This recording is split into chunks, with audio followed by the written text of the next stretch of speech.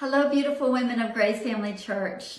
I was asked to take a few moments to talk to you about just some of the feelings and the emotions that we're all navigating through during this time, this very difficult time that we're all going through. And I feel like that when we can name something, we can manage it better.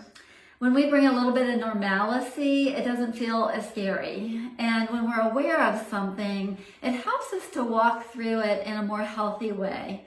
And as I talk about this, I want you to think not just about yourself and your own feelings and emotions that you're going through, but those of your family, your children, your spouse, your friends. And it might help us all give each other a little bit extra grace during this time. So what I'm going to be talking about is grief, and really in all reality, that is what we are all feeling in one way or another. We all feel it very uniquely, but we are all walking and moving through grief right now because our lives have changed very suddenly in very, very specific and important ways. And so I'm going to define for you what grief is, and I think as I use this definition, it's going to bring a lot of clarity to this being true. So grief is a conflicting group of human emotions caused by an end to or change in a familiar pattern of behavior. Any changes in relationship to people, places, or events can cause the conflicting feelings that we call grief.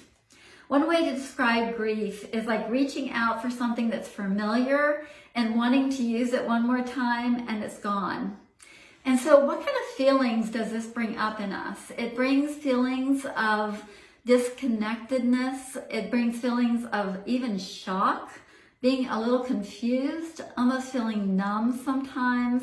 We can feel more irritable and angry than we usually do. We can feel sadness that kind of comes out of nowhere. We can just feel that loss of normalcy, and we do have fears attached to it also. It's also good to be aware that grief can cause physical problems. We can feel less energy. We can feel more kind of stomach issues, digestive issues, headaches, even joint pains, because we don't realize how much we're kind of all tensed up from the things that are going on around us.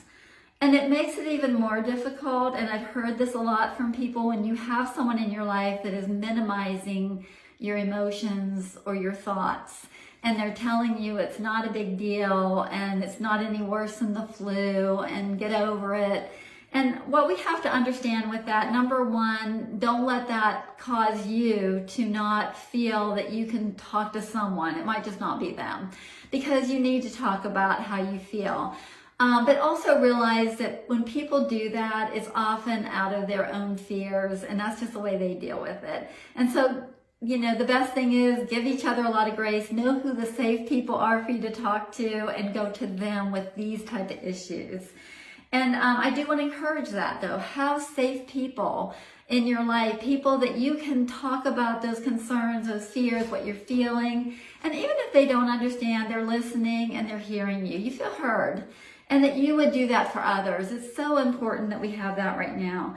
So what are some other helpful things that we can do during this time? Well, number one, please remember that whatever you're feeling right now, there's nothing wrong with you. It's normal to be feeling just kind of out of whack right now and have a lot of things going on that we don't normally feel. These are not normal times, and we are feeling grief. As much as possible, stay in community in the means that we can right now. Obviously, we want to obey and be mindful of the things we're told to do as far as social distancing and staying in small groups within our home, staying home. But we have so many resources. We have video chat and phones and different ways of communicating. Make sure that you are actively, intentionally reaching out to people on a regular basis. Limit short-term energy-relieving behaviors. And what that is are things that we do that make us feel good for the short term, but they're not healthy in the long term. And when we do these things to excess, they're not going to be helpful to us. So they would be things like overeating, drinking too much, isolating, keeping so busy that we're not connecting with others and we're not able to process what we're feeling. And then practice being in those present moments, having time throughout your day that you can just breathe. You can go outside and look at the trees and look around you and be present in the moment. Doing new activities is very helpful, and I know there's lots, on the internet about that, but finding a new skill or a new hobby is a great thing. But again, I'm going to go back to that very first thing. It's very important to have a place that you can express and talk about how you're feeling in a safe way. But more importantly than anything, we need to express our grief and our thoughts to God. And in Psalms, it contains a particular verse that I absolutely love, because in Psalms, it's so much about pouring out our heart and our feelings to God, and He holds that, and He helps us through it. And the Psalms is Psalms 142, and it says, I cry out to the Lord. I plead for the Lord's mercy. I pour out my complaints before Him, and I tell Him all my troubles. When I am overwhelmed, you alone, God, know the way I should turn. And so what this verse is saying, that God wants us, He gives us permission to bring our complaints to Him, our hurts and our grief, and He will heal us and He will give us peace. And so what this does, I think, many times if we don't have anywhere else to go, at least we can always know that we have a loving Father that we can go to and express these feelings of grief to.